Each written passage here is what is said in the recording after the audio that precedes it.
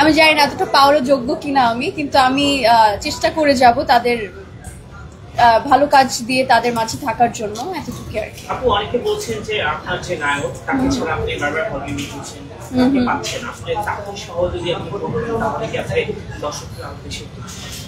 না, আমার কাছে এটা একদমই মনে হয় না যে নায়ককে ভালোবাসে বিধায়, নায়কের একটা ফ্যান আছে বিধায় আমার মনে হয় যে আরো মানুষ ছুটে আসছে। এতদিন পর তার একটা কামব্যাক হয়েছে, নতুন চরিত্রে তাকে নতুন রূপে মানুষ দেখতে পাচ্ছে, সেই জন্যই।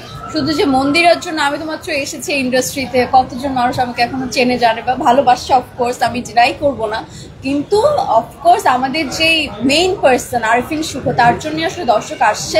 গল্প তো তার সাথে আছেই, তো তাকে মানে আসছে না বিধায় যে দর্শক কমছে বা দর্শকের অনেক মানে এরকম নেগেটিভ আমি কিছু দেখছি না। প্রচুর পরিমাণে মানুষ আসছে, তাকে একটু মিস করছে, এটা করাটাই স্বাভাবিক, কিন্তু সে তো অসুস্থতার জন্য আসতে পারছে না। নিজের ছবি যদি নিজেই প্রচার করতো আরো কি বেশি দর্শক অফকোর্স এটা তো হওয়াটাই খুবই স্বাভাবিক। তার প্রচারণাটা আসলে কিভাবে হলে বেশি ভালো হয় আপনি মনে করেন? আমি মনে করি সব জায়গায় দেখছি না ভাইয়েরা সবাই আসছে, সাকিব ভাইকে আমরা দেখি নাই। সাকিব ভাই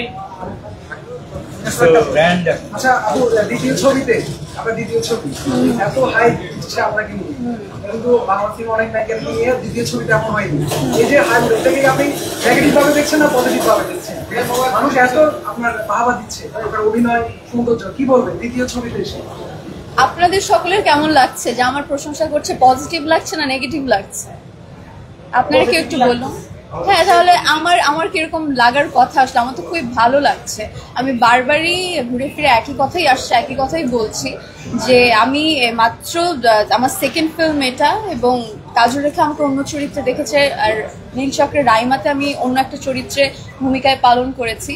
কিন্তু দর্শকের মানে এতটা কম টাইমে, 1 বছরের মাথায় এত পরিমাণে রেসপন্স, ভালোবাসা, এবং আমি কাল পরশু যখন সিনেমা হলে বসে দর্শকের কাছে সিনেমা দেখছিলাম একসাথে বসে, এবং শেষ হওয়ার পর অনেকে আমাকে এসে বলছিলেন যে আমি চিটাগাং থেকে এসেছি, কারণ চিটাগাংয়ে এখনো রিলিজ হয়নি, সো উনি ঢাকায় এসে আমাদের নীল চক্র শুধু দেখার জন্য এসেছে, আবার পরের দিন চলে যাবে, এবং বলছে যে সে আমার খুবই অনেক বড় একজন ভক্ত। তো এইটা শোনার পর আমার কতটুকু ভালো লাগতে পারে, এটা তো খুবই স্বাভাবিক ব্যাপার। নিজের প্রশংসা, নিজের কাজের প্রশংসা শুনছি, সবাই এত ভালো রেসপন্স করছে, সবকিছু মিলে আর কি বলবো।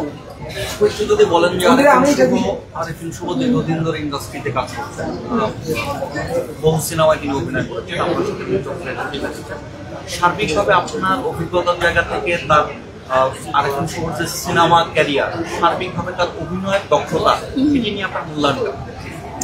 আমার তো ছোটবেলা থেকে তার অভিনয় ভীষণ ভালো লাগে। আমি তো বলেছি যে আমি তো তার ভক্ত তো এমনি এমনি না, যত কাজ সে করেছে এবং লাস্ট ওটিটি থেকে শুরু করে বড় পর্দায় যতগুলো কাজ করেছে, আমার তার সে যেভাবে তার প্রত্যেকটা চরিত্র ফুটিয়ে তোলে, আমি তার ফ্যান। বাদবাকিটা আমি আসলে বলতে পারবো না মানে এটা না, তার তো হিউজ পরিমাণে একটা ফ্যান ফলোয়ার আছেই, আর আমি তার পার্সোনালি ফ্যান। আমার তার অভিনয় অনেক ভালো লাগে, এবং দর্শকরা প্রচুর ভালো বলছে যে সে যে ভূমিকা পালন করেছে, আমাদের নাম যেন কি ফাইসালকে তারা ভীষণ পরিমাণে পছন্দ করেছে। তো বারবারই বলছে যে এত সুন্দর নতুন ভাবে, অন্যরকম ভাবে তাকে দেখা গিয়েছে, তো এটা তো আমার কাছে অবশ্যই ভালো লাগছে। আমাদের আমার প্রশ্নটার বিষয়টা ছিল নেগেটিভ পজিটিভের বিষয়টা এই কারণেই ছিল যে চাপ বেড়ে যাচ্ছে কিনা, দায়িত্বটা যে বাংলা সিনেমায় আরো ভালো ভালো কাজ উপহার দেওয়ার যে বিষয়টা, যখন বাহবা দিচ্ছে প্রত্যাশার জায়গাটাও বেড়ে যাবে, সেই জায়গা থেকে আসলে কি বলবো? চাপ এখনো ফিল করছি যে আপনারা কি প্রশ্ন করবেন না করবেন, সেটা তো একটা চাপ।